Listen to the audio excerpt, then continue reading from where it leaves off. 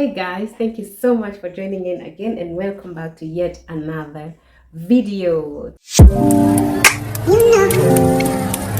Today, I want to share something that just happened. I just came back from running an errand or two, and while I was out there, I happened to bump into one of my clients, and she had a very sad story that she really needed to share with someone. I'm glad I showed up at the right time. You know, women like to share, and women should be encouraged to share, and not just women. People should be encouraged to share what they are going through, because if you don't share and you don't let out this baggage, it ends up being saturated into yourself, into your heart. You end up being depressed, stressed, and other kind of medical conditions that we don't want to deal with. So while I was out there, my very faithful client told me that they are currently trying to cope with the death of their niece. Her sister lost a baby who was 3 months old, and the baby just died. The baby was not sick, the baby had no fever, the baby was very fine. But at some point in the evening, when they were just sitting and eating and everything, the baby just died. They just realized that the baby started turning I don't know, pale, or her sister is having a real hard time explaining, and the sister is just saying that basically all of them are saying that it would be better if they knew what happened to the baby, because even the post-mortem does not show anything that is tangible to be declared as a cause of death. And that took me back to the time when my sister lost her baby. Her baby's name was Monica, and she was only 2 months old when she died. By the way, Monica was born on Christmas Day, on Christmas of 1999. Yes, you heard me right, 1999. Back then I don't know, I was in class 8 or I was in Form 1. I wasn't born yesterday though. Anyway, so Monica was only two months old when she died, and when my client was telling me her story, it kind of took me back to that exact time, because it was the same thing that we experienced. I won't lie to you, up to date, it's still hard to get to come to terms and to still, we don't forget these loved ones. We just learn how to live without them, yeah. So this is what the same thing happened. Monica was healthy, she was doing fine, and she was that at the time of her death, she was actually in my mom's arms. My mom, loves children, and being that this is her grandchild, you can imagine, yeah. So in that evening, I was in boarding school, so I was not home that evening, but this is how the story goes.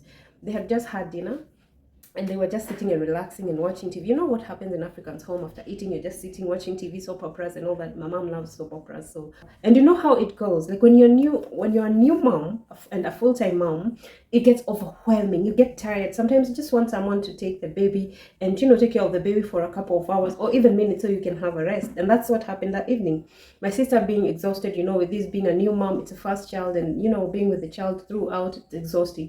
So that evening, my mom offered to just hold the baby and sit with the baby, and that my sister can take a rest. And then after some time, when my mom is ready to go to bed, my mom never goes to bed early, by the way. She goes to bed very late to date. So that evening, my sister went to rest, and my mom was left in the living room, basically with the baby, just watching her soap operas and all that. And mom says that around 10 p.m. she realized that Monica, now my niece, the little baby, just took a deep breath, like. And my mom suddenly felt that that was not a normal thing. It wasn't a normal breathing for the baby. So as a normal human being, and as a parent, you have children, obviously knows when things are not right. So she checked for the breathing and everything, and she was gone. Monica was gone. And mom says that at that moment in time, she didn't have an idea what to do. For the first time, my mom didn't know what to do. My mom has been that woman who always has an answer, who always has an idea of, let's do this. My mom is that lady who is called when in our community when something goes wrong. But for the first time, she said she was out. She was blank. She didn't know what to do. Her grandchild has just died in her arms. So what was she supposed to do? Now clearly she cannot put the baby to bed with now the mother, who's my sister, and she cannot go to bed with the baby.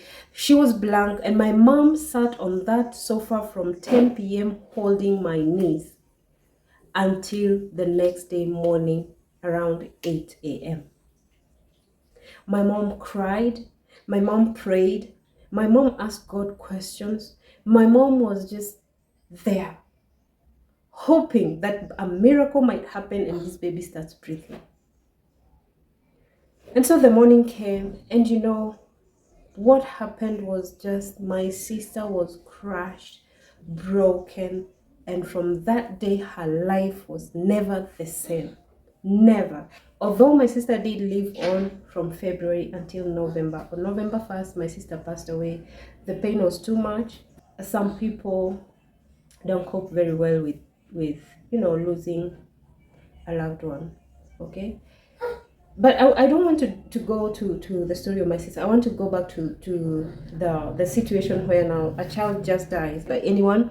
But after my niece died, and after hearing lots of stories about her, I wanted to know what is happening. And most especially recently, when I was pregnant with my daughter, for some reason I was getting into depression and a lot of curiosity and anxiety, and that made me do a lot of research, because I was often worried about what if something goes wrong, what if this happens, what if I remember how my niece died, and my kid is not my first child. For some reason, some pregnancies will always be harder than the rest. So according to my research, when I was pregnant with Mel, yeah, hey, I'm telling you, if I can get a degree or something to show that I've educated myself, by now I would have graduated. According to my research, usually what happens to infants who are newborn up to maybe up to 4 months, not maybe up to 4 months, it's called SIDS, SIDS. SIDS stands for Sudden Infant Death Syndrome. Okay, sudden infant death syndrome is very common in infants. Okay, and it can be caused by a lot of factors. For instance, the first physical contact would be brain defect. Some infants are born with problems and brain defect, and that makes them more likely to die of SIDS. Okay, there's also low birth weight. For instance, if a child is born premature, in our case, my niece was born premature.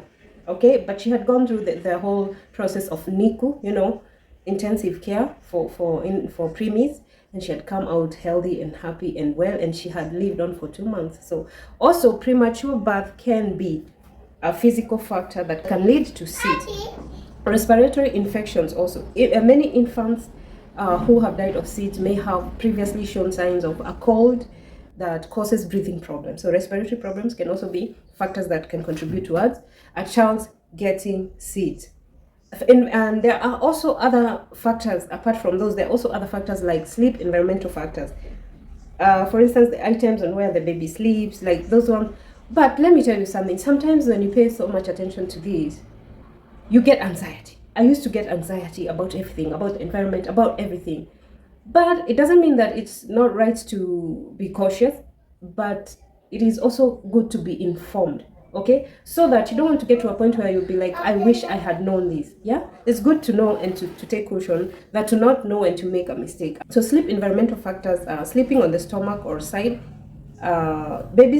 Babies who sleep in this position might develop difficulty in breathing, and even those placed on their backs, okay?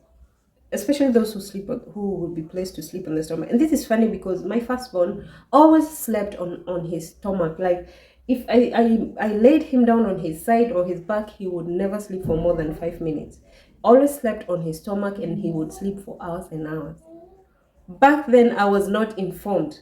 If it is now, I would not risk at all. But sometimes hata Mungu anatusamehea. Sometimes we are just at the mercy of God. Also, sharing a bed. Like how we, especially sisi wa Kenya, I would say wa Kenya and Africa, we don't let our newborns sleep on their own. We share a bed. Most of the families share co-sleep with their children. That can be a factor that can lead a child to getting SIDS. Yeah.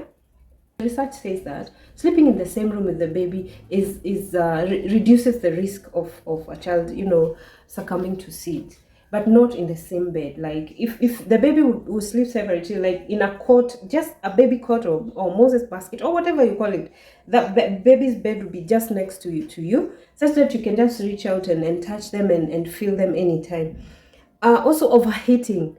When you keep your newborn too hot, they might be in risk of SIDS. Okay, other risk factors are actually this. I found this to be a bit weird, but hey, who are we to disagree? Anyway, they say that in gender, when we look at the gender side, boys are slightly more likely to die of SIDS.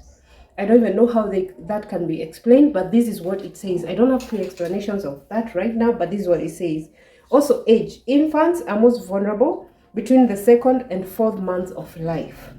Remember, my niece was at her second month of life, and my friend's niece was also at her fourth month of life. So this, according to the experiences or the stories I've heard, this is true.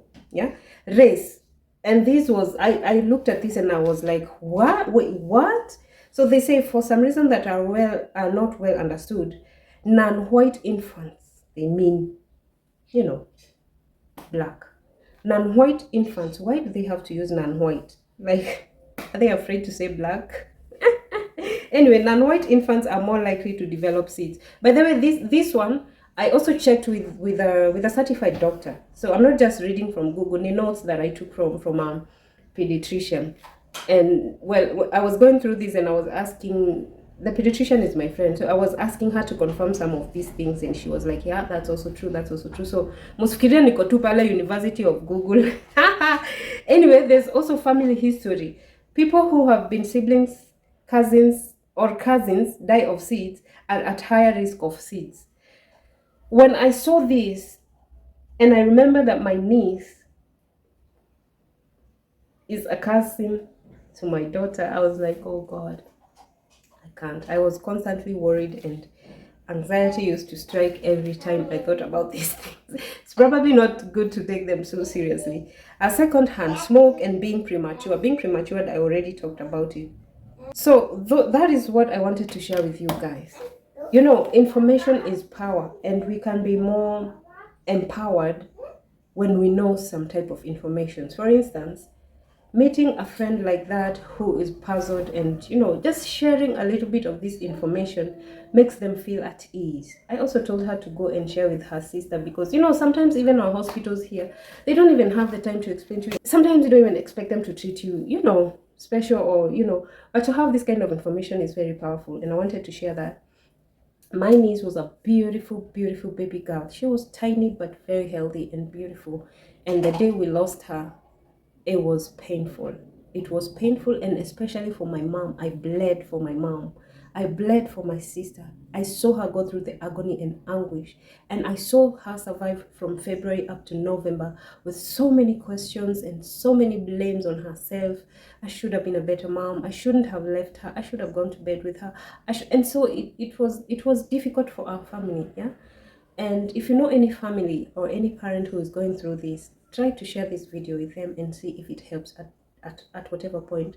I mean, once they are gone, there's nothing we can do to bring them back, but we can find closure in knowing like what happened. Sudden infant death syndrome is very common. Most people don't know it, but information is power. Thank you so much for watching this video. I hope you can share with a few people here and there. God bless you. Please like, share, comment, subscribe, and see you on our next video. Ta-da! Thank you for watching.